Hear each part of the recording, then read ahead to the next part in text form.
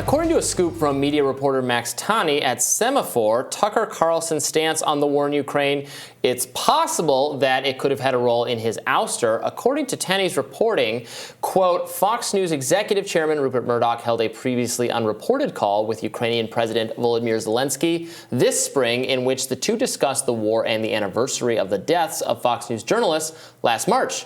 The Ukrainian president had a similar conversation with Lachlan Murdoch on March 15th. Now, according to Semaphore, senior Ukrainian officials had made their objections to Carlson's coverage known to Fox executives, but Zelenskyy did not raise it on the calls with the Murdochs. Journalist Glenn Greenwald points out this article strongly suggests that the Murdochs talked to Zelenskyy and Tucker's opposition to the proxy war in Ukraine by the United States. It was a major factor in his firing. I'll await confirmation, but there's one thing for sure. His removal eliminated the most influential anti-war voice from TV. What do you think? I think it's interesting that it's been framed and reported on from people close to the situation that Tucker Carlson was indeed the source of Fox News' dissent from, the United States war in Ukraine. That's fascinating. Do I think it had a key role? No. I really don't. I think there was enough else going on that, many things happen at the same time. I'm sure the Murdochs meet with many world leaders around the entire globe. That's for certain. Do I think this played a role in his firing? I really don't.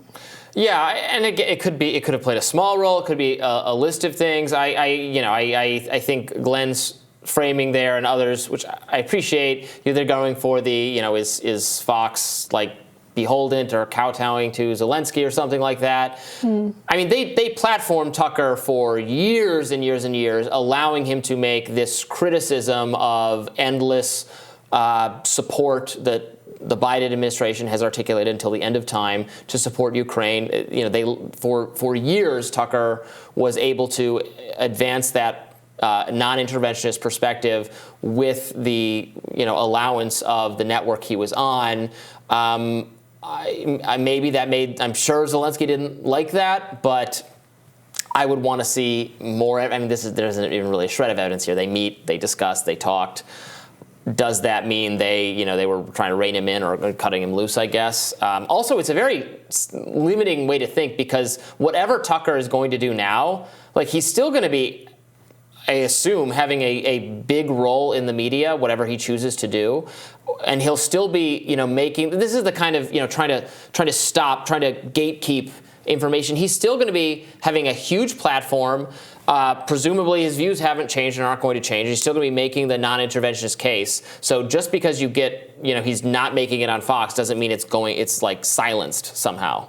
Right. And I don't think much of what is said in the media today, tomorrow, and the next week is going to influence Congress's decision about where they're authorizing aid to go to and where current foreign aid is going to, especially when it comes to the United States military. Well, it might influence them if they were getting a shred of criticism. I mean, right now it's controlled by Democrats. If they were getting a shred of criticism, if Biden was getting a shred of criticism from whoever the most a progressive host on MSNBC or CNN, but not only is he not getting any criticism, if they reduced the aid or gave any indication that there might be an endpoint for which we're still willing to finance the Ukrainian defense and resistance, then they would get criticized.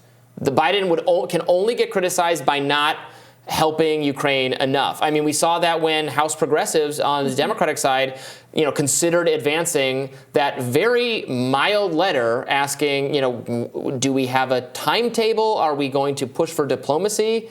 You can say, no, we're not going to tear aid away from them because we don't want the Ukrainians to be killed, but future aid is going to come with strings that we all have to sit down at a table, and they might have to cede territory to Russia, which no one wants to do, but sorry, that's going to be a condition of aid. But even saying that would get you criticized, at least on CNN. I don't know about MSNBC, probably. Yeah, I think the consequence of the media cycle was very clear. I have a friend who was in Ukraine when this happened, but it was the Chris Rock, Will Smith situation. Suddenly, the American imagination was no longer only thinking of this invasion of the war in Ukraine, and there was a direct, pivot point where they were not getting as much aid to nonprofits and humanitarian groups on the ground in Ukraine, and that really influenced the cash flow to Ukraine, which is crazy, but it's the short-term American memory. I do agree that we need an anti-war progressive left, an anti-interventionist progressive left that remembers throughout history the United States has not intervened abroad for benevolent reasons 99% of the time. And unfortunately, there's not a lot of people reminding folks of that or criticizing that. I remember when the invasion first happened, there was talk of the United States establishing a no-fly zone, which sounds, if you don't know what it is, like a great idea. Like, just don't let the planes with the missiles in the airspace. It sounds lovely. Not at all what that is. No. Like, that would be U.S. direct intervention in the war. That would lead to a World War III. That would be World War III. Yes, and this is what all of the journalists were asking the White House about. They were just really beating the war drums. Yeah, and the longer this goes on, the bigger danger is that there will be some accident, that there will be some, some exchange that, as nearly happened in the Cuban Missile Crisis, that does bring us to World War III, even though, we're trying to say, we're funding you, we're not involved, but we're so involved at this point. We're extensively involved. Mm-hmm. And the hypocrisy runs extraordinarily deep. Like, if we were to say an invading force should not be allowed to harm people in Ukraine, right? Russia should not. The same logic does apply, I believe, for Palestine and apartheid Israel and many other invasions throughout the world that we're not running media cycles on and showing coverage of and saying we need to put dollars behind it. So then you have to ask, what is the foreign policy establishment in the United States motivation? Seriously. And it goes that deep. And unless the media is calling it out, there's not a lot of opportunity for people in their day-to-day lives to get that perspective. And having the media be so one-sided on Ukraine is unfortunately more of the same of what we've seen for covering of U.S. intervention throughout history. Yeah, totally one-sided.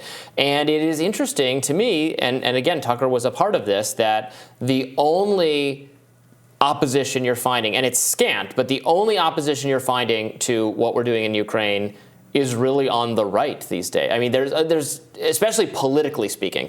There are Republican members of the House. We interviewed Marjorie Taylor Greene last week. She's one of them, and people will say she's crazy, et cetera. She's said all sorts of crazy things in the past. I don't know. Maybe she has. Maybe some of them I would think were crazy. But here she is saying something about foreign policy that I very much think is not only not crazy, it's sane. And she's one of a handful of people saying it. And the vast majority of those people, nearly all of those people, have R's next to their name.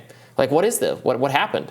It's shocking to me to know that we had people like Barbara Lee voting against the Iraq War. We had people who were very clearly like, this seems like a bad idea when that was happening. And perhaps that was a more clear-cut situation than what's going on in Ukraine. Things are messy, but for some reason, when you criticize U.S. intervention, it becomes so you support Russia, which is not at all the same thing. Saying, okay, will the U.S. intervening make this situation better or worse for all of the people involved in terms of where money is going and loss of human lives? That's the calculation you need to make. It's not, do you support Russia or do you support Ukraine? It's, does the U.S. military being there make things better or worse? And my opinion is worse. Exactly. 100%. All right, we'll have more Rising right after this. Stay with us.